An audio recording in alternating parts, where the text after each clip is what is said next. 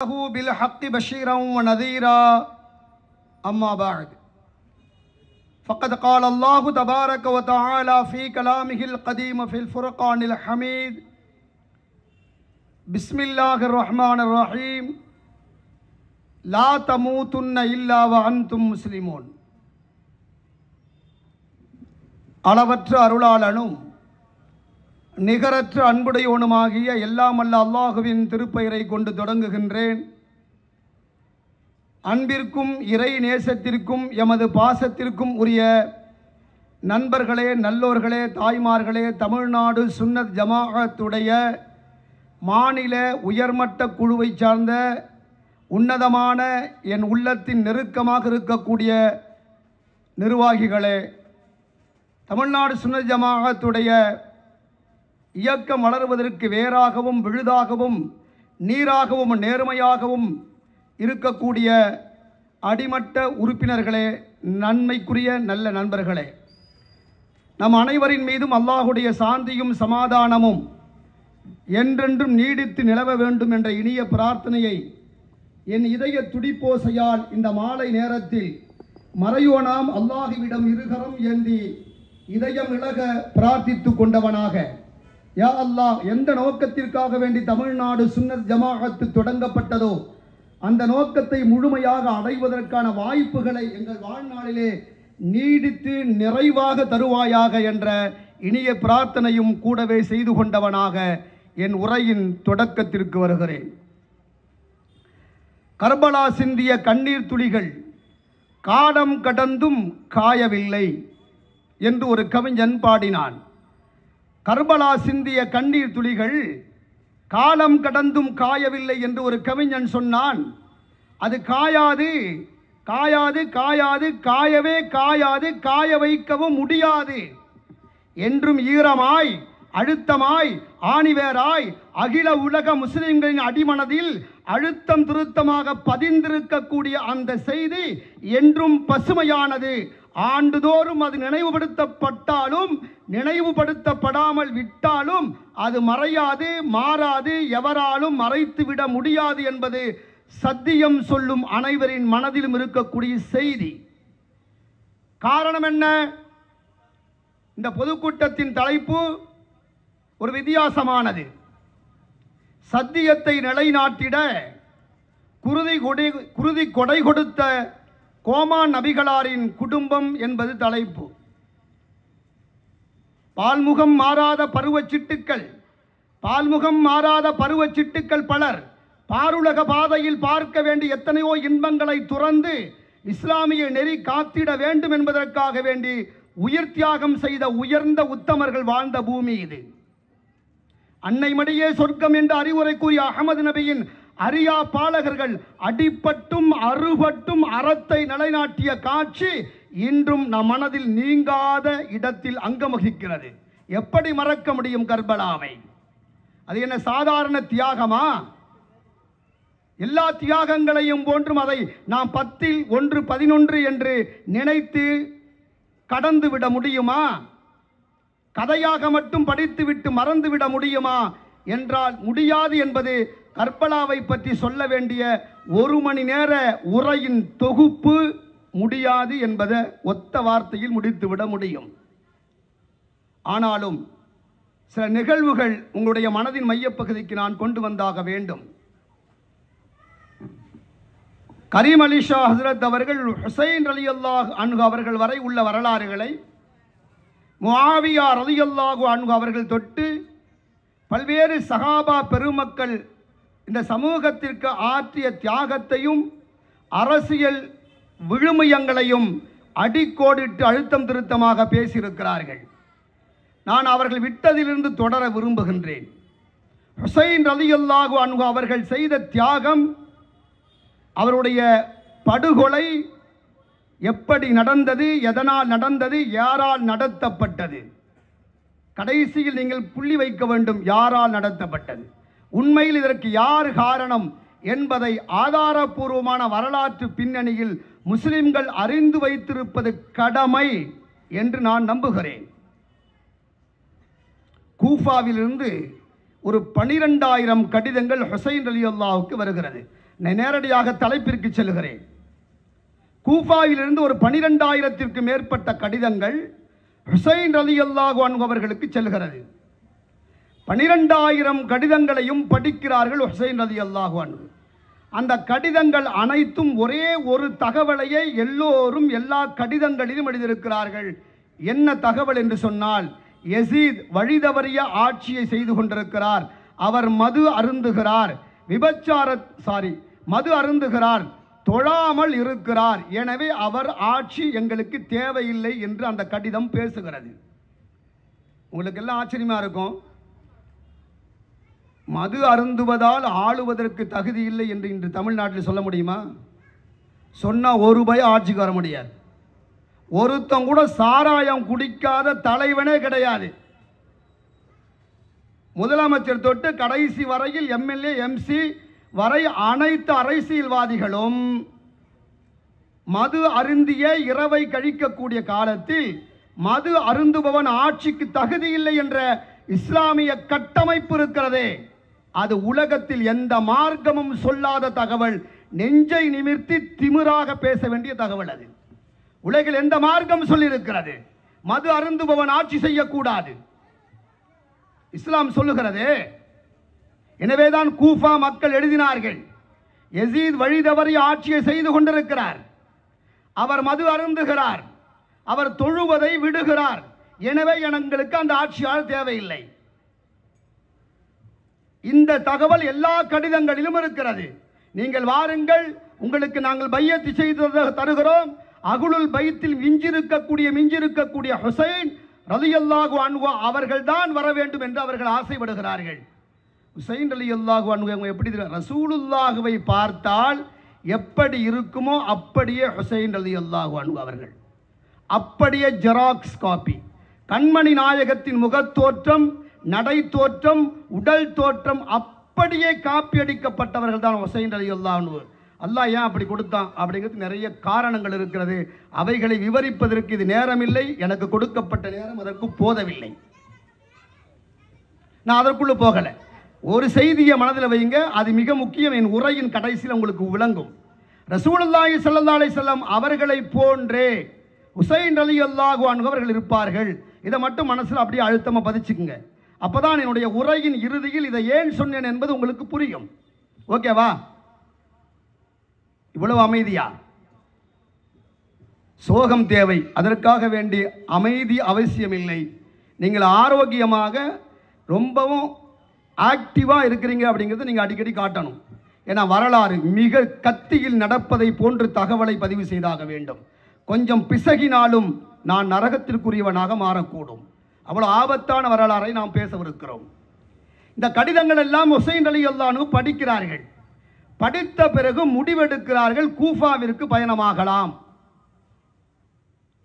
மஷூரா செய்யப்படுகிறது. பல சஹாபாக்கள், இப்னு உமர் ரலியல்லாஹு அன்ஹு, இப்னு சுபைர் ரலியல்லாஹு அன்ஹு உள்ளிட்ட, அபூ சயீத் அல் குத்ரி, நோமான் இப்னு பஷீர் உள்ளிட்ட ஏராளமான சஹாபாக்கள், நீங்கள் போக வேண்டாம், கூஃபாவிற்கு தயவு செய்து தாங்கள் செல்ல வேண்டாம் என்று மிகவும் கெஞ்சி கேட்டுக்கொண்டார்கள். ஆனாலும் ஹுசைன் ரலியல்லாஹு அன்ஹு அவர்கள் பிடிவாதமாக இருந்தார்கள். அகுலுல் பைத்துகளாக இருக்கக்கூடிய நான் அநியாயக்கார ஆட்சியை நடந்து கொண்டிருக்கிறது என்பதை தெரிந்த பிறகும் அதை தடுப்பது அல்லது ஆட்சியாளரை அங்கிருந்து அகற்றாமல் நான் வாழ்வது என்னுடைய குடும்பத்திற்கு மட்டுமல்ல, அல்லாஹ்விற்கு நான் செய்யும் துரோகமாக மாறக்கூடும். எனவே மிஞ்சிருக்கக்கூடிய நான் அதை சும்மா பார்த்து கொண்டு இருக்கக்கூடாது, எனவே செல்கிறேன் என்றார்கள். நியாயமா இல்லையா? ஹுசைன் ரலியல்லாஹு இந்த வாதம் நியாயமா நியாயம் இல்லையா? ஏன் போனாரு? பிஜே கேட்குறான், அவன் முண்டப்பைய, நான் முண்டப்பையன்னு சொன்னேன், நீங்கள் வேற ஏதாவது யோசிக்காதீங்க. அவன் சொல்கிறான் ஏன் போனார்? மூசா அலைஹிஸ்ஸலாம் ஏன் மலைக்கு போனார்? இவங்க அப்பன்ட்ட கேட்டு தான் போகணும் போல தெரியுது. சில வெறிநாய்கள் இருக்கிறார்கள். யாரை எப்படி பேச வேண்டும் என்ற தத்துவம் தெரியாது, உண்மை தெரியாது, நேர்மை தெரியாது, நெறி தவறாது பேசிக்கொண்டிருக்கக்கூடிய நாய்களும் பேய்களும் வாழக்கூடிய இந்த காலத்தில் நாம் சரித்திரங்களை மிக தெளிவாக தெரிந்து வைத்திருப்பது கடமை இல்லையா என்ற கேள்வியை நான் முன்வைக்க விரும்புகிறேன். பெரியோர்களே, நீ என்னடா கேட்கறது? ஏன் போகிறேன் என்பதற்கான விளக்கம் ஹுசைன் ரலியல்லாஹு அவர்கள் சொல்கிறார்கள். அல் பிதாயா வன்னிகாயா என்ற அற்புதமான பேரருள் நிறைந்த இப்னு கசீர் ரஹ்மத்துல்லாஹி அலைஹி அவர்கள் வடித்து வடித்து வடித்து எடுத்து எடுத்து எழுதிய தியாகத்தின் உணர்வுகளை வெளிப்படுத்திய அல் பிதாயா வன்னிகாயாவில் வரிசைப்படுத்தப்பட்ட தகவல் இவைகள் அனைத்தும். சாதாரண செய்தி இல்லையே. உலகத்தில் எவராலும் விமர்சிக்கப்படாத ஆசிரியர் இப்னு கசீர் ரஹ்மத்துல்லாஹி அலைஹி அவர்கள் தன்னுடைய வரலாற்று நூலான அல் பிதாயா வன்னிகாயா என்ற சிறந்த நூலில் இந்த செய்தியை பதிவு செய்கிறார்கள். அதனால தான் நான் போறேன். கிளம்பிட்டாங்க. ஆனால் அதற்கு முன்னால் முஸ்லிம் இப்னு உக்கைல், அது ஆக்கீல் என்றும் சொல்லுகிறார்கள். ஆனால் உக்கைல் என்பதே சரி. அப்ப முஸ்லிம் இப்னு உக்கைல் என்பவரை ஹுசைன் ரலியல்லாஹு அன்ஹு கூஃபாவுக்கு அனுப்புறாங்க. முதல்ல நல்லா கவனிங்க, கூஃபாவுக்கு அனுப்புறாங்க. என்ன நடக்குதுன்னு பாருங்களேன். கூஃபாவுக்கு போகிறார்கள். போய் என்ன சொல்லுகிறார்கள், போய் அங்கே என்ன நடக்குது நீங்கள் அதை கொஞ்சம் துருவி ஆய்வு செஞ்சு கூஃபா நகரத்து மக்களின் மனம் எப்படி இருக்கு நேரடியாக சென்று ஆய்வு செய்து எங்களுக்கு தகவல் தாருங்கள் என்று அனுப்ப முஸ்லிம் இப்னு உக்கைல் ரஹ்மத்துல்லாஹி அலைஹி அவர்கள் கூஃபாவிற்கு பயணமாகிறார்கள். அங்க போனா 18,000 பேரை நேரில் சந்திக்கிறார்கள். நல்லா யோசிங்க. ஒரு தனி மனிதர் 18,000 பேரை கூஃபாவில் நேரில் சந்தித்து ஹுசைனை பற்றி கேட்கிறார்கள் ரலியல்லாஹு அன்ஹு. எல்லாருமே வரட்டும் வரட்டும் வரட்டும், நாங்கள் பைஅத் செய்ய தயாராக இருக்கிறோம், அவருக்கு ஆதரவு கொடுக்க தயாராக இருக்கிறோம் என்றே 18,000த்திற்கு பேர்பட்ட மக்களை எத்தனை நாளில் பார்க்க முடியும்? இன்னைக்கு செல்போனில் வாட்ஸ்அப்பில் என்னங்க ஓகேவா ஓகே அப்படின்னு உட்காந்து வீட்டில் அப்படிலாம் பண்ண முடியாது இல்லை. அன்னைக்கெல்லாம் ஃபோன் பண்ணி கேட்க முடியாது, வாட்ஸ்அப்பில் கேட்க முடியாது, இன்டர்நெட்டில் கேட்க முடியாது இல்லையா, எதுலையும் கேட்க முடியாது. நடந்துதான் ஒருவரை பார்க்க வேண்டும். 18,000 பேரை ஒரு தனிநபர் ஒவ்வொரு வீடாக சென்று சந்திப்பதற்கு எத்தனை நாட்கள் பிடித்திருக்கும் என்று கற்பனை செய்து கொள்ளுங்கள். அவ்வளவு உழைப்பு செய்து கடிதம் எழுதுகிறார்கள் ஹுசைன் ரலியல்லாஹு. தாராளமாக தாங்கள், இதெல்லாம் கவனிக்கணுங்க நீங்க, தாராளமாக தாங்கள் கூஃபாவிற்கு வரலாம். இங்கு இருக்கக்கூடிய அனைத்து மக்களும் உங்களுக்கு ஆதரவாக இருக்கிறார்கள், யசீதை எதிர்ப்பவர்களாக இருக்கிறார்கள், ஆனால் வெளிப்படையாக எதிர்க்க பயப்படுகிறார்கள், அவ்வளவுதான். ஆனாலும் எதிர்ப்பு இருக்கிறது. 18,000 பேருக்கு மேல் உங்களுக்கு பைஅத் செய்ய என்னிடம் பைஅத் செய்திருக்கிறார்கள் என்று சொன்னவுடன் ஹுசைன் ரலியல்லாஹு ஆர்வத்தோடு கிளம்பி விடுகிறார்கள். நல்லா கவனிங்க, கிளம்பிடுறாங்க. கிளம்பிட்டா அங்க இந்த செய்தி யசீது கேட்டுகிறது. முஸ்லிம் இப்னு உக்கைல் என்பவர் வருகிறார். அவர் இப்படி எல்லாம் ஆள் சேர்த்து கொண்டிருக்கிறார். ஹுசைன் ரலியல்லாஹுக்கு ஆதரவாக அங்கே ஓட்டெடுப்பு நடத்தி கொண்டிருக்கிறார். எனவே அவரை பிடித்து வாருங்கள் என்று ஒரு ஆணை பிறப்பிக்கப்படுகிறது. ஹானி என்ற ஒரு சகோதரரின் வீட்டில் முஸ்லிம் இப்னு உக்கைல் போய் மறைந்து கொள்கிறார்கள். இந்த செய்தி கேட்டு தேடி தேடி பார்க்கிறார்கள். ஒரு கட்டத்தில் நீண்ட நாட்களாக கிடைக்காத முஸ்லிம் இப்னு உக்கைல் ஹானி என்றவர் வீட்டில் இருக்கிறார் என்ற தகவல் தெரிந்த பிறகு அந்த வீட்டுக்குள் முழுங்கி அந்த வீட்டையும் இடித்து ஹானியையும் கொலை செய்து முஸ்லிம் இப்னு உக்கைல் என்ற அந்த ஹுசைன் ரலியல்லாஹுடைய தூதரையும் ரஹ்மத்துல்லாஹி அலைஹி அவர்களையும் கொலை செய்து விடுகிறார்கள். அப்போ முஸ்லிம் இப்னு உக்கைல் கொலை செய்யப்பட்டு விடுகிறார். இதற்கு முன்னால், இவர் கொலை செய்யப்படுவதற்கு முன்னால் இரண்டாவது ஒரு கடிதம் எழுது, அதான் கவனிக்கத்தக்க விஷயங்க. இரண்டாவது ஒரு கடிதம் எழுதுகிறார்கள். ஹுசைன் அவர்களே, தாங்கள் வர வேண்டாம், இங்கு நிலைமை தலைகீழாக இருக்கிறது. நான் வந்தபோது ஆதரவு தெரிவித்தவர்கள் இப்போது ஆதரவு தெரிவிக்கவில்லை. நீங்கள் வந்தால் உங்களை கொல்வது என்று அரசு தீர்மானித்திருக்கிறது.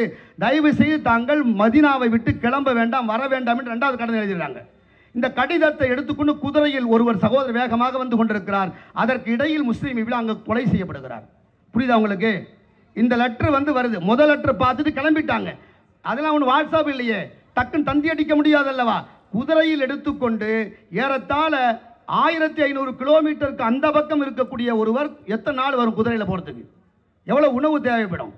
ரெகுலராக போயிட்டே இருக்க முடியுமா? ரெஸ்ட் எடுக்க வேண்டாம். இப்படி முதல் கடிதம் கிடைத்த பிறகு, கிளம்பிய பிறகு இரண்டாவது கடிதம் கிடைக்க வேண்டும்.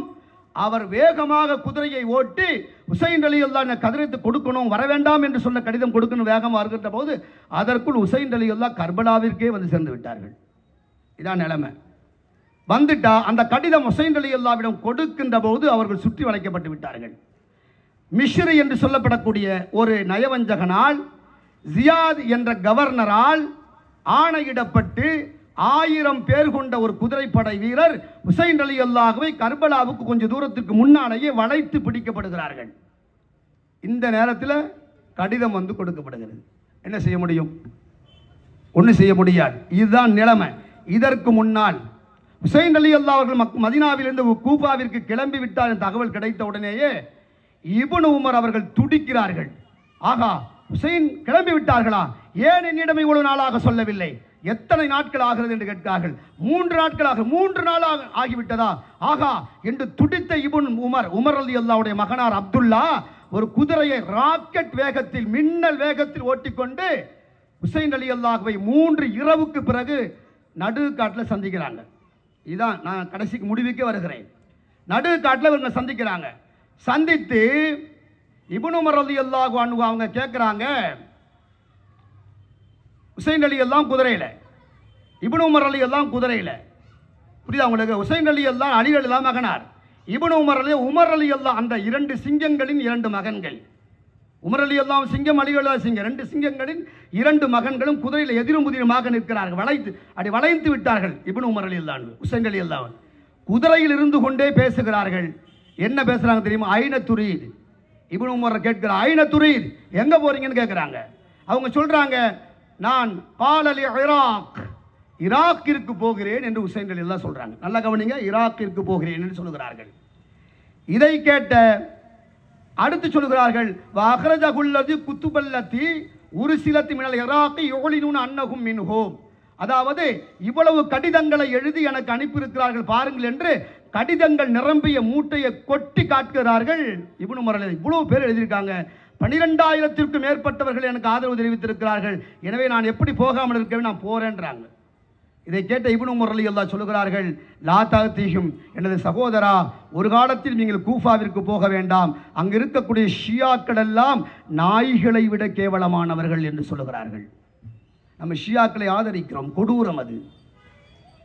மிகப்பெரிய துரோக கூட்டம் ஷியாக்கள்.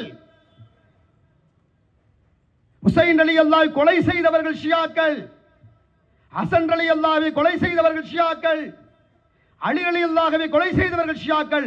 3 அகுலுல் பைத்துக்களை கொலை செய்த கொடூர கூட்டம் ஷியாக்கள் என்பதை நீங்கள் வரலாற்றை மாற்றி யோசித்து விடக் கூடாது என்பதை நான் யோசிக்கிறேன், அழுத்தமாக பதிவு செய்து கொள்கிறேன். Right, okay. அப்ப இப்னு உமர் சொல்றாங்க, நான் உங்களுக்கு ஒரு தகவல், நான் போய் தான் ஆகணும்னு உமர் ஹுசைன் மறுத்த ஃபாபல் ஹுசைன் மறுக்கிறார். இப்னு உமர் ரலியல்லாஹு பேச்ச அவங்க கேட்கல, நான் போய் தான் ஆகணும், ஏனென்றால் தவறு நடப்பதை காணாமலும் என்னால் இருக்க முடியாது என்று ஹுசைன் ரலியல்லாஹு சொல்லுகிறார்கள். நியாயமான காரணம். கூஃபாவிற்கு ஹுசைன் ரலியல்லாஹு அவர்கள் போனது 100% அல்ல, 1000% நியாயம், நியாயம், நியாயம், நெறி, நீதி, அதுதான் சரி. போகாமல் இருப்பதுதான் தவறு. அதனால போனாங்க. அப்ப இப்னு உமர் சொன்னாங்க, இல்ல முடியாது, நான் போய்தான் ஆகுவேன் என்று ஹுசைன் சொன்ன பிறகு ரலியல்லாஹு அன்ஹு இப்னு உமர் ரலியல்லாஹு அன்ஹு ஒரு செய்தியை சொல்றாங்க. இன்னி முஹத்திஸுக ஹதீஸன், நான் உங்களுக்கு ஒரு தகவலை சொல்லட்டுமா ஹுசைன்? சொல்லுங்கள். எனக்கு தெரியும், எனக்கு தெரியும். இன்ன ஜிப்ராயில் அலைஹி ஸலாத்து வஸ்ஸலாம் அத்தன் நபி ஸல்லல்லாஹு அலைஹி வஸல்லம் ஃபஹய்யரஹு பைன துன்யா வல் ஆகிரா. ஒரு நாள் ரசூலுல்லாஹி ஸல்லல்லாஹு அலைஹி வஸல்லம் அவர்கள் கடைசி நிமிடத்தை எண்ணிக்கொண்டிருந்த பொழுது, மரணத்தின் கடைசி நிமிடத்தை எண்ணிக்கொண்டிருந்த போது, அன்னை ஆயிஷா ரலியல்லாஹுடைய மடியிலே கண்மணி நாயகம் படுத்து தன் மரணத்தின் கடைசி நிமிடத்தை அனுபவித்துக் கொண்டிருக்கின்ற போது கதவு தட்டப்படுகிறது. ஆயிஷா ரலியல்லாஹு, யார் அது? எந்த நேரத்தில் கதவை தட்டுவது என்று விவஸ்தை இல்லையா? போங்கள் என்று சொல்லுகிறார்கள். ரசூலுல்லாஹி ஸல்லல்லாஹு அலைஹி வஸல்லம் ஆயிஷாவின் கையை பிடித்துக் கொண்டு சொன்னார்கள், ரலியல்லாஹு அன்ஹா, ஆயிஷாவே, ஆயிஷாவே, உலகில் எவராலும் தடுக்க முடியாத ஒருவர் வந்து நம் கதவை தட்டுகிறார். நான் அனுமதிக்காமல் அவர் உள்ளே வரமாட்டார். யார் தெரியுமா? அது யார் தெரியுமா? யாரோ ஒரு உயர்ந்த சகாபி அல்ல, அல்ல வேறு யாரோ ஒரு நல்ல சகாபி அல்ல, வேறு யாரோ எனது உயிர் நண்பன் அல்ல. யார் தெரியுமா? என் உயிரை வாங்குவதற்கு வந்திருக்கக்கூடிய மலக்குல் மௌத் வந்திருக்கிறார். அதற்கு முன்னால் ஜிப்ரீல் நின்று கொண்டிருக்கிறார். கதவை தட்டுவது ஜிப்ரீல் என்பதை கவனத்தில் கொள், கதவை திறந்து விடு என்று சொன்னார்கள். நம்ம கதவை தட்டிட்டு வரணும்னு என்ன ஆகும்? நம்ம உயிரை வாங்குறது மலக்குல் மௌத் வராரு, என் வீட்டில் வந்து கதவை தட்டுறார், என்னங்கன்னு கேட்பேன். உங்கள் உயிரை எடுக்க போறேனோ நான் என்ன செய்வேன்? ரசூலுல்லாஹ் என்ன செய்தார்கள்? இதுதான் அவர்களுக்கும் நமக்குமான வித்தியாசம். கதவை திறந்து விடு என்கிறார்கள். கதவை திறக்க ஜிப்ரீல் வருகிறார். வெளியிலே யார் இருக்கிறார்? உயிரை வாங்கக்கூடிய மலக்குல் மௌத் இஸ்ராயில் இருக்கிறார். ஏன் அவரை அங்கு நிறுத்திவிட்டு ஏன் ஜிப்ரைல் உள்ளே வர வேண்டும்? உலகத்தில் தானை தலைவர் தாகா நபி ஸல்லல்லாஹு அலைஹி வஸல்லம் அவர்களின் உம்மத்தில் நான் பிறந்திருக்கிறேன் என்பதற்கு இதைவிட இன்னொரு பெருமை இந்த உலக முஸ்லிமுக்கு எதுவும் இருக்க முடியாது. சாதாரண தகவல் இல்லையே, சாதாரண செய்தி இல்லையே. வந்து ஜிப்ரைல் கேட்கிறார், நாயகமே அல்லாஹ் உங்களிடம் அனுமதி கேட்க சொல்கிறான், உலகத்தில் வாழ்வதற்கு. இன்ன ஜிப்ரைல் அத்தன் நபி ஸல்லல்லாஹு அலைஹி வஸல்லம் ஃபஹய்யரஹு பைன துன்யா வல் ஆகிரா. உலகத்தில் வாழ்வதற்கு விருப்பமானால் நீங்கள் விரும்பிய காலம் வரை இந்த உலகத்தில் உங்களுக்கு வாழ்வதற்கு அனுமதி உண்டு என்றான். இல்லை என்று சொன்னால் உடனடியாக உயிரை வாங்கி கொண்டு வர சொன்னான். நீங்கள் உலகை தேர்வு செய்கிறீர்களா, மறுமையை தேர்வு செய்து கொள்கிறீர்களா என்று கேட்டபோது ரசூலுல்லாஹ் திருப்பி கேட்டார்கள், அல்லாஹ் எதை விரும்புகிறான் என்று கேட்டார்கள். அல்லாஹ் எதை விரும்புகிறான்? அல்லாஹ் உங்களை காணுவதற்கு ஆவலாக காத்திருக்கிறான். இந்த உலகத்தில் எந்த நபியையும் பார்த்து சொல்லாத பேரற்புதம் நிறைந்த வார்த்தை அது. திமிரு வராதா? எங்களுக்கு தனாவட்டு வராதா? தலை நிமிர்ந்து திமிராக சொல்கிறேன், கண்மணி நாயகத்தின் உம்மத்தில் பிறந்ததே பெருமை என்பதை இந்த உலகத்தில் பறைசாட்டுவதற்கு நாம் எல்லாம் தயாராக வேண்டும். சாதாரண நியமத்து இல்லையே அல்லாஹ் நமக்கு வழங்கி இருக்கக்கூடிய அதாவது அல்லாஹ் சொல்லுகிறான், அதாவது உங்கள் அல்லாஹ்வுடைய நியமத்துக்களை நீங்கள் எண்ணினால் எண்ண முடியாது, கணக்கில் அடங்காத நியமத்துக்களை அல்லாஹ் கொடுத்திருக்கிறான் உங்களுக்கு என்று சொல்லுகிறானே. அந்த நியமத்துக்கள் உச்சம் தொட்ட உயர்ந்த நியமத்து கண்மணி நாயகத்தை நாம் பிறந்திருப்பதை ஆக உயர்ந்த நியமத்து. அல்லாஹ் நம்மை தேர்வு செய்திருக்கிறான். ஏன் ஈசா அலைஹிஸ்ஸலாம் காலத்தில் நம்ம பிறக்கக்கூடாதா? ஏன் மூசா அலைஹிஸ்ஸலாம் காலத்தில் நாம் பிறக்கக்கூடாதா? ஏன் நூஹ் அலைஹிஸ்ஸலாம் காலத்தில் நாம் பிறக்கக்கூடாதா? ஏன் கண்மணி நாயகத்தின் காலத்தில் அந்த உம்மத்தில் நாம் ஏன் பிறந்திருக்கிறோம் என்று சொன்னால் அல்லாஹ் நம்ம தேர்வு செய்திருக்கிறான். அல்லாஹ் நம்மை நேசித்திருக்கிறான் என்பதற்கு ஒரு எடுத்துக்காட்டு. சாதாரணமாக இதை கடந்து செல்லும் தகவல் அல்ல, நின்று யோசிக்க வேண்டிய தகவல் என்பதை கவனத்தில் கொள்ள வேண்டும். இப்னு அப்பாஸ் இப்னு உமர் அலி சொல்கிறார்கள், அன்று ஒரு நாள் ஜிப்ரைல் அலைஹிஸ்ஸலாம் வந்து இவ்வாறு கேட்டாங்க. ரசூலுல்லாஹ் சொன்னாங்க, ஃபக்தாரல் ஆகிரா, நான் மறுமையை தேர்வு செய்து கொள்கிறேன், உலகத்தை விட்டு விடைபெற விரும்புகிறேன், என் உயிரை எடுத்துச் செல்லுங்கள் என்று அனுமதி கொடுத்தார்கள் என்று சொல்லிவிட்டு சொன்னார்கள். இப்னு உமர் அலி எல்லாம் இதெல்லாம் ஹுசைன் அலியாட்ட பேசுகிறாங்க, இடையில செஞ்சு கடைசியாக ஒரு வார்த்தை சொன்னாங்க, அல்லாஹு அக்பர். ஹுசைன் ரலியல்லாஹு என்று பெயர் சொல்வதிலே நம்முடைய மனதுக்குள் இருக்கக்கூடிய காயங்களெல்லாம் ஆறி ஆனந்தம் பெருக்கெடுக்கக்கூடிய இன்பம் நிறைகிறது என்று சொன்னார். அது ஒன்றும் சாதாரண செய்தி அல்ல என்பதை கவனிக்க வேண்டும். சொன்னார்கள் இப்னு உமர் ரலியல்லாஹு, ஹுசைனே, அன்று அவர்கள் ஃபக்தாரல் ஆகிரா, உலகை விட்டு மறுமையை தேர்வு செய்தார்கள் உங்கள் தாத்தா ரசூலுல்லாஹி ஸல்லல்லாஹு அலைஹி வஸல்லம். ஆனால் நான் சொல்லவா, நீங்கள் கேட்க போகிறீர்கள், வஇன்னக பலஅத்தும் மின்ஹும், நீங்கள் அவர்களின் சதை துண்டுதானே, நீங்கள் மட்டும் என்ன உலகத்தில் வாழவா விரும்ப போகிறீர்கள், நீங்களும் மறுமையை தேர்வு செய்து கொண்டீர்களே என்று சொல்கிறார்கள். இல்லையா? ரசூலுல்லாஹ்வுடைய சதை துண்டுதானே ஹுசைன் ரலியல்லாஹு அன்ஹு. அவர்கள் ஃபக்தாரல் ஆகிரா, மறுமையை தேர்வு செய்து கொண்டவர் தாத்தா என்று சொன்னால், தாத்தாவுக்கு இழைக்காத பேரனாக ஹுசைன் ரலியல்லாஹு நீங்களும் ஃபக்தாரல் ஆகிரா, நீங்களும் மறுமையை அல்லவா தேர்வு செய்து கொள்வீர்கள். ஏன் தெரியுமா? ஏன் தெரியுமா? நீங்கள் ரசூலுல்லாஹ்வுடைய சதை துண்டின் ஒரு பகுதி என்பதை நான் அறிவேன் என்று கண்ணீரோடு சொல்லிவிட்டு குதிரையை விட்டு இறங்குறாங்க. கீழே ஹுசைன் அலி எல்லாம் குதிரை விட்டு, நல்லா யோசிங்க, ஹுசைன் எல்லாம் குதிரை விட்டு இறங்குறாங்க, இப்னு உமர் அலி தான் குதிரை விட்டு இறங்குறாங்க. இறங்கிவிட்டு ஹுசைன் அலி அல்லாஹ்வை கட்டி பிடித்து கதறி அழுகிறார்கள். தாடியெல்லாம் நனைகிறது. இருவரும் அழுகிறார்கள், இருவரும் அழுகிறார்கள். என் என் என் கோமா நபிகளின் ஒரு சதை துண்டு இறுதியாக இது ஒன்றுதானே இருக்கிறது. உங்களை பார்த்தால் நாங்கள் நபியை பார்த்ததாக அல்லவா உணர்கிறோம். உங்களை பார்த்தால் நீங்கள் நடந்தால் நபி நடப்பதை போன்றிருக்கிறது, நீங்கள் பேசினால் நபி பேசுவதை போன்றிருக்கிறது, நீங்கள் பார்த்தால் நபி பார்ப்பதை போன்றிருக்கிறது, நீங்கள் பேசினால் நபி பேசுவதை போன்றிருக்கிறது, நீங்கள் உட்கார்ந்தால் நபி உட்கார்வதை போன்றிருக்கிறது, நீங்கள் உறங்கினால் நபி உறங்குவதை போன்றிருக்கிறது, நீங்கள் தொழுதால் நபி தொழுவதை போன்றிருக்கிறது, நீங்கள் சுவாசித்தால் நபி சுவாசிப்பதை போன்றிருக்கிறது. உங்களுடைய பற்கள் நபியை போன்று, உங்களுடைய மூக்கு நபியை போன்று, உங்களுடைய கண்கள் நபியை போன்று, உங்களுடைய கைகள் நபியை போன்று, உங்களுடைய கால்கள் நபியை போன்று, உங்களுடைய உடல் நபியை போன்று, உங்களுடைய கண் இமைகள் நபியை போன்று, உங்களுடைய உணர்வுகள் நபியை போன்று, உங்களுடைய உந்து சக்தி நபியை போன்றது. எல்லாம் எல்லாம் எல்லாம் நபியை போன்றே நீங்கள் இருக்கிறீர்கள். உங்களை பார்த்தால் நாங்கள் எங்கள் கண்மணி நாயகத்தை பார்ப்பதை போன்றல்லவா இருந்தோம். இன்று அதை இழந்து தவிப்போனோ என்று கவலையோடு நான் கட்டிப்பிடித்து அழுது கதறிய இப்னு உமர் சொல்லுகிறார்கள், இஸ்தௌதி அகல்லாஹு மினல் கத்தில், எவ்வளவு அற்புதமான வாசகம் தெரியுமா? அல்லாஹ் உங்களை அந்த பேராபத்து படுகொலையை விட்டும் காப்பாற்றுவானாக. இதை தவிர உங்களுக்கு இன்னொன்றை சொல்ல என்னால் முடியவில்லை, சென்று வாருங்கள் என்று அழுது கொண்டே இப்னு உமர் ரலியல்லாஹு அன்ஹு வழி அனுப்புகிறார்கள். அடுத்து கொஞ்ச தூரம் போறாங்க. அப்துல்லா இப்னு ஜுபைர் வேகமா வராங்க குதிரையில. ஹுசைன் யார் தெரியுமா? இந்த ஜுபைர் ஞாபகம் கட்ட வச்சுக்கோங்க, அஸ்மா ரலியல்லாஹு மகனார். யார் அந்த அஸ்மா தெரியுமா? ஆயிஷா ரலியல்லாஹு தங்கை. யார் அந்த ஆயிஷா? அபூபக்கரோட மகள். யார் அந்த அபூபக்கர்? ரசூலுல்லாஹ்க்கு உயிர் தோழன். அபூபக்கருடைய மகளார் ஆயிஷாவுடைய தங்கை அஸ்மா ரலியல்லாஹுடைய மகனார் தான் ஜுபைர். மதீனாவிற்கு ஹிஜ்ரத் ஆன பிறகு மதீனாவில் பிறந்த முதல் குழந்தை ஜுபைர் ரலியல்லாஹு. இவங்க தான் ரசூலுல்லாஹி ஸல்லல்லாஹு அலைஹி வஸல்லம் குழந்தை பிறந்து கேட்ட உடனே அந்த குழந்தை தூக்கிட்டு வாங்கன்னாங்க. தூக்கிட்டு வந்த உடனே பேரிச்சம்பழத்தை தன் வாயில வச்சு நல்லா நசுக்கி மாவாக்கி அப்படியே அள்ளி அந்த குழந்தையின் வாயிலே திணித்தார்கள். கண்மணி நாயகத்தின் எச்சில் ஜுபைர் ரலியல்லாஹு வயிற்றுக்குள் பாய்ந்தது. அன்னை மடியே சொர்க்கம் என்று அறிமுறை கூறிய அகமது நபியின் அரியா பாலகர்கள் அடிப்பட்டும் அறுபட்டும் அறத்த நிலைநாட்டினார்கள் என்று சொன்னோமே. ஸைனப் ரலியல்லாஹு அன்ஹு தன் மகள் அவனையும் முஹம்மதையும் கையிலே பிடித்துக் கொண்டு, யார் ரசூலல்லாஹ், என்னுடைய தந்தையே, இதோ என் இரு மகன்களும் என் மடியிலே கிடக்கிறார்கள், உயிரற்ற சடலமாய் கிடக்கிறார்கள். அல்லாஹ்விற்காக வேண்டி நீங்கள் கொடுத்த மார்க்கத்தை காப்பாற்றுவதற்காக வேண்டி எங்கள் சிறு பிள்ளைகளாக இரண்டு அவனையும் முஹம்மதையும் உங்களுக்கு நான் காணிக்கையாக்குகிறேன். நாளை மறுமையில் யா நபி அல்லாஹ், என்னுடைய தந்தையே, நாளை மறுமையில் இந்த ஸைனபை நீங்கள் தலைகுனிய விட மாட்டீர்கள் அல்லவா என்பதற்காக என் இரு பிள்ளைகளை இதோ தாரை வார்த்து கொடுக்கிறேன் என்று சொன்ன பெருமைக்குரிய தாய்மார்கள் வாழ்ந்த இஸ்லாம் இது.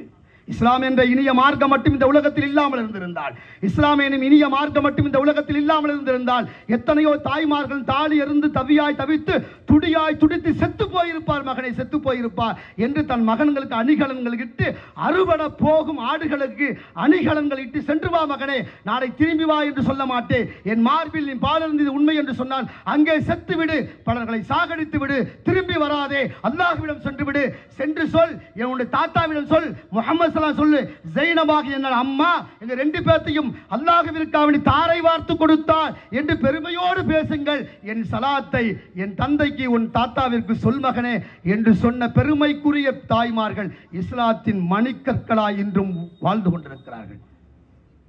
சாதாரண செய்தியா கர்பலா என்பது? ஜுபைர் ரலியல்லாஹு வராங்க. ஹுசைன் எங்க போறீங்க? ஐன ததுகம், எங்க தான் போறீங்க நீங்க? ஹுசைன் காலலி இராக், நான் ஈராக்கிற்கு பயணமாகிறேன். எதற்கு? அசத்தியத்தின் வாளை, அசத்தியத்தின் காலை உடைப்பதற்கும் சத்தியத்தின் தலையை நிமிர்த்துவதற்கும் நான் செல்கிறேன். நிறைய பேர் தப்பா பேசுறாங்க. தப்பா பிறந்தவன் தான் தப்பா பேசுவான். பதவி ஆசையினால் ஹுசைன் சென்ன, அல்லாஹ் அக்பர், அல்லாஹ் அவர்களை தண்டிக்கட்டும். மனதில் கூட இந்த செய்தி யாருடைய மனதிலும் லேசாக கூட வந்து போகக்கூடாது. பேராபத்து மறுமையில் விளைவிக்கக்கூடும் அசிங்கமான அற்பத்தனமான அயோக்கியத்தனமான வார்த்தை அது. என்னடா இது? ஹுசைன் ரலியல்லாஹு அவர்களுக்கு நினைத்திருந்தால் அலி ரலியல்லாஹு அவர்கள் கூப்பிட்டு பையத்து செய்து கொடுத்திருப்பார்கள். அதற்கு பிறகு எவன் வந்திருக்க முடியும்? இதெல்லாம் எங்கிருந்தான் என்றே தெரியாது. ஜுபைர் ரலியல்லாஹு சொல்லுகிறாங்க, அத்ததுகபிலா கௌமி அபாக்க, நான் சொன்னேனே, சும்மா சொல்லல, ஹதீஸ் பேசுகிறது. புரியுதா உங்களுக்கு? ஹதீஸ் பேசுகிறது. அத்ததுகபிலா கௌமின் அபாக்க வதஅனு அகாக்க லா ததுகபு, உங்களுடைய தந்தையையும் உங்களுடைய அண்ணன் ஹசனையும் கொலை செய்த கூட்டத்திடமா நீங்கள் செல்கிறீர்கள் என்று கேட்டார்கள். என்ன தெரியுது? கூஃபா நகரத்து மக்கள் தான் அலி ரலியல்லாஹுவையும் கொலை செய்தார்கள், ஹசன் ரலியல்லாஹு கொலை செய்தார்கள். இந்த ஹதீஸ் அதைத்தான் பேசுகிறது. இதை சொன்ன பிறகும் கூட ஃபஅபல் ஹுசைன், ஹுசைன் அதை மறுத்து சென்றே தீருவேன் என்று சொன்னார். வீரம் எங்கெல்லாம் விளைகிறது பார்த்தீர்களா? யாராவது ஒருவருடைய பேச்சை கேட்க வேண்டும் என்று அவர்கள் யோசிக்கவே இல்லை. காரணம், சத்தியத்தை நிலைநாட்டுவதற்கு உயிர் எனக்கு மயிருக்கு சமம் என்று நினைத்தவர்கள் தான் இவ்வாறு செய்ய முடியும். எல்லோராலும் இதை சாதித்து விட முடியாது. உயிர் போய்விடும் என்று தெரிந்த பிறகும் சொல்லுகிறார்களே, இஸ்தௌதிஅக்கல்லாஹு மினல் கத்தீல், படுகொலையை விட்டும் அல்லாஹ் உங்களை காப்பாற்ற வேண்டும். இது ஒன்றும் சாதாரண செய்தி இல்லைங்க. ஒரு நாள் அன்னை ஃபாத்திமா ரலியல்லாஹு ரசூலுல்லாஹ்ட்ட வராங்க, படபடபடன்னு வராங்க. அரக்க பறக்க ஓடி வராங்க, அழுது கொண்டே ஓடி வருகிறார்கள். நாயகமே நாயகமே, என்னம்மா வாவா, என்ன அவசரம், வந்து உட்காரு. இல்லை இல்லை, நான் உட்கார வரவில்லை, நான் ஒரு செய்தி கேள்விப்பட்ட, உண்மையா என்று கேட்டார்கள். ஹதீஸ் பேசுகிறது, கதை அல்ல. நெஞ்சை தொட்டு சொல்லுகிறேன், நெஞ்சிலே ஈரம் உள்ள எவனின் கண்ணீரும் பீரிட்டு வெளியே வந்து விட வேண்டும். அத்துணை சோதனைகள் இங்கே நடந்திருக்கிறது. என்ன ஃபாத்திமா, ஒன்றுமில்லை, ஒரு தகவல் கேள்விப்பட்டேன். உண்மையா? என்ன கேள்விப்பட்டாய்? ஹுசைன் ரலியல்லாஹு அவர்கள் சுடு மணலில் கடும் வெயிலில் தலை இரண்டாக உடல் வேறாக வெட்டப்பட்டு சாகடிக்கப்படுவார், படுகொலை செய்யப்படுவார் என்று நீங்கள் சொன்னதாக நான் கேள்விப்பட்டேனே, உண்மையா என்று கேட்கிறார்கள். அது உட்காரு முதல்ல. இல்லை சொல்லுங்கள் நாயகமே, அது உண்மையா? ஆம் உண்மைதான்.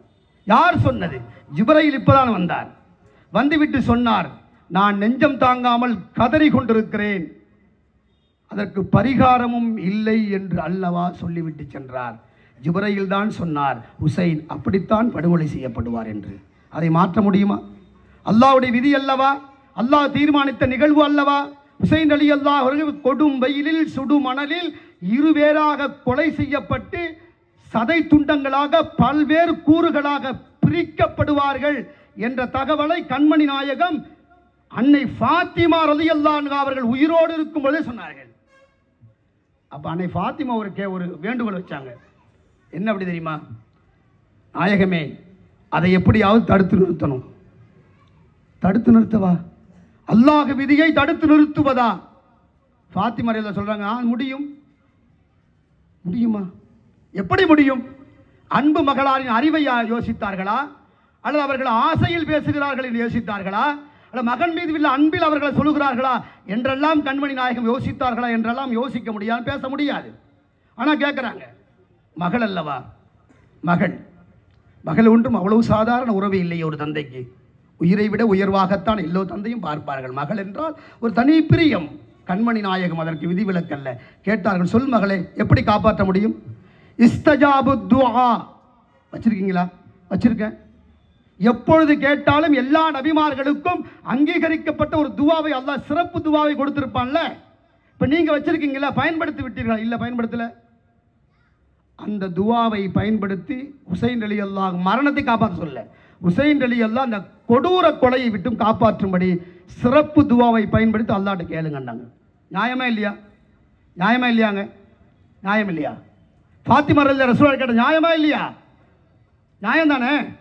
நீங்களும் அப்படி தானே கேட்பீங்க, நானும் அப்படி தானே கேட்பேன். ரசூலுல்லாஹ் என்ன சொன்னாங்க நினச்சிங்க? சொல்லுங்க பார்க்கலாம். ரசூலுல்லாஹ் என்ன சொல்லியிருப்பார்கள்? என்ன சொன்னாங்க தெரியுமா?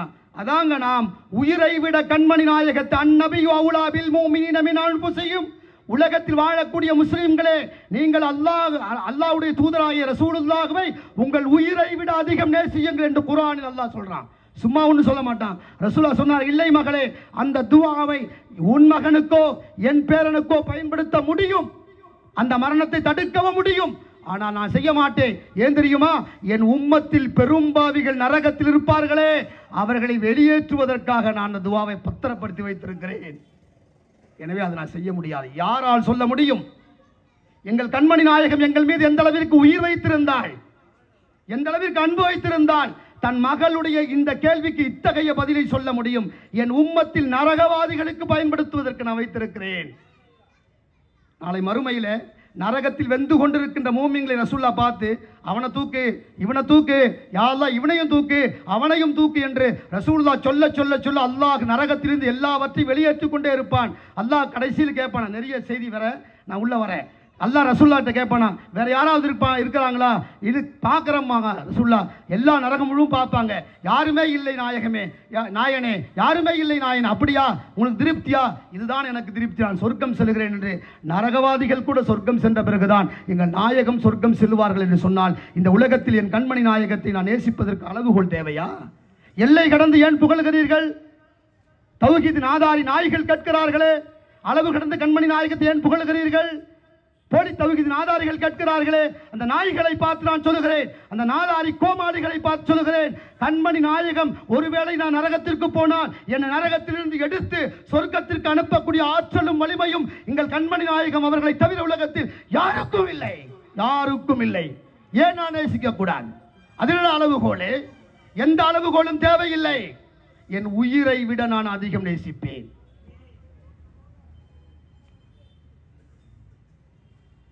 ஜுபைர் ரலியல்லாஹு அன்ஹு சொல்கிறாங்க, அப்படிப்பட்ட உங்களுடைய தாத்தாவுடைய மருமகனாக உங்களுடைய தந்தையை கொலை செய்தவர்கள் ஊருக்கா போனீங்கன்னு கேட்டாங்க.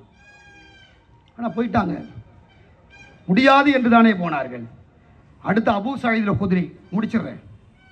அபூ சயீத் அல் குத்ரி குதிரையில் திரும்ப வராங்க. பாருங்க வரிசையா, எப்படியாவது ஹுசைன்களை தடுத்து நிறுத்தணும், கூஃபாவுக்கு போக விடக்கூடாது. ஏனென்றால் அவர்கள் எல்லோரும் துரோகிகள். சகாபாக்களுக்கு எல்லாம் தெரியும், அலி ரலியல்லாஹு அவர்கள் தன் வாழ்நாளில் சொன்ன ஒரு தகவல், கூஃபாவாசிகள் துரோகிகள் என்று சொன்னார்கள். கூஃபாவாசி நான் சொல்றது நீங்க யாரோ நினைக்காதீங்க, எல்லாம் ஷியாக்கள். சரி, காலஸ் அபூ சயீத் ரலியல்லாஹு வராங்க. எங்க போறீங்க கேட்குறாங்க. கூஃபாவுக்கு போ, அது எனக்கு தெரியும். ஏன் போறீங்க கேட்குறேன். சத்தியத்திலே நாட்ட நீங்க போகாதீங்க.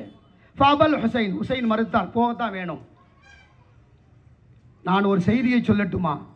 அபூ சயீத் அல் குத்ரி எவ்வளவு பெரிய சகாபி. ஹுசைன் ரலியல்லாஹு, நான் ஒரு செய்தியை தரட்டுமா? என்ன? ஃபஇன்னி சமிஅது அபாக ஃபயகூலு ஃபில் கூஃபா வல்லாஹி லக்கது மலல்துகும் வல்லாஹி லக்கது மலல்துகும் வஅபுகலகும் வமல்லூனி வஅபுகலூனி வமா யகூனு மின்ஹும் வஃபாகத்துன் வலா சப்ரின் வலா சைஃபின். கூஃபா நகரத்து மகள் எப்படி என்று உங்களுடைய தந்தை சொல்ல நான் நேரடியாக கேட்டேன். உங்களுடைய தந்தை அலி ரலியல்லாஹு என்கிட்ட சொன்னாங்க ஒரு நாள். அவங்க சொன்னதை நான் கேட்டேன். கூஃபா நகரத்து மக்கள் மீது நான் சோர்வடைந்து விட்டேன், உடைத்து விடைத்து நான் காயப்பட்டு விட்டேன். அவர்கள் என்னை கோபித்துக் கொண்டார்கள், நான் அவர்களை கோபித்துக் கொண்டேன். நான் சொல்வதை அவர்கள் கேட்பதில்லை, அவர்கள் வாக்குறுதி நிறைவேற்ற மாட்டார்கள், துரோகம் செய்வதில் முன்னணியில் இருப்பார்கள். வாளை எடுத்தால் வாளை எடுத்தால் கீழே வைக்க மாட்டார்கள்.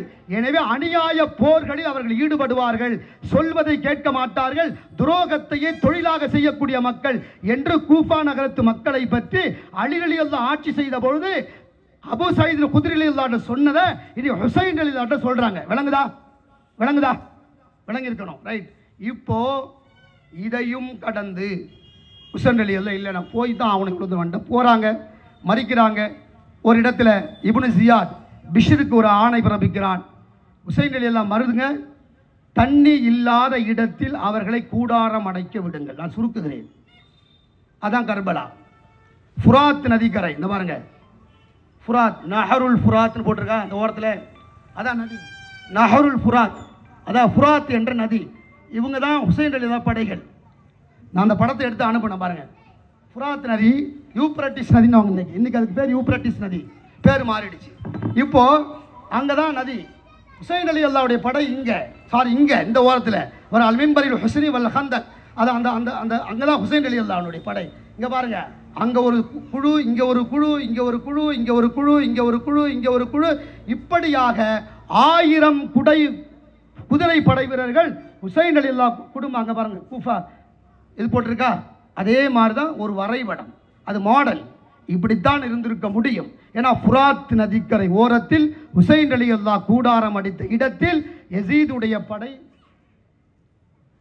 அவர்களை மறித்து விட்டது. கடைசியில் நாளை காலையில் போர், நான் இறுதிக்கு வருகிறேன். நாளை காலையில் போர் நடக்க வேண்டும். போர் நடந்தால் ஹுசைன் ரலியல்லாஹு இரவு முழுவதும் தொழுது கொண்டு அல்லாஹ்விடம் ஒத்த வார்த்தையை திரும்ப திரும்ப சொல்லுகிறார்கள். என்னை நம்பி வந்தவர்களை யா அல்லாஹ் நீ சொர்க்கத்தை மட்டும் தடை செய்து விடாது. தெரிஞ்சு போச்சு,